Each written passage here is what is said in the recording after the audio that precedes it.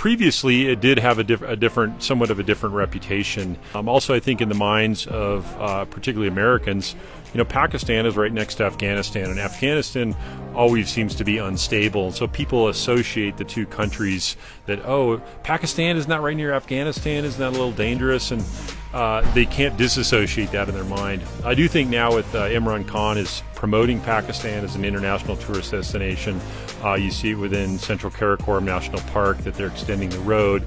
They put in a cell tower this year so people have 4G. And they're trying to get the information out to the world that Pakistan is a great trekking and climbing destination, which, of course, climbers have known it for years, but for the general tourists, it's slowly becoming more mainstream destination.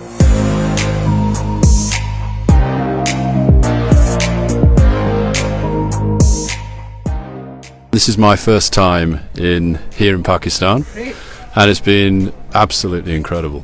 I have literally just put a post out on my Instagram feed, which was, it was literally as we were airlifting out of base camp that I really felt, I'm now in the hands of the Pakistani army. I am safe.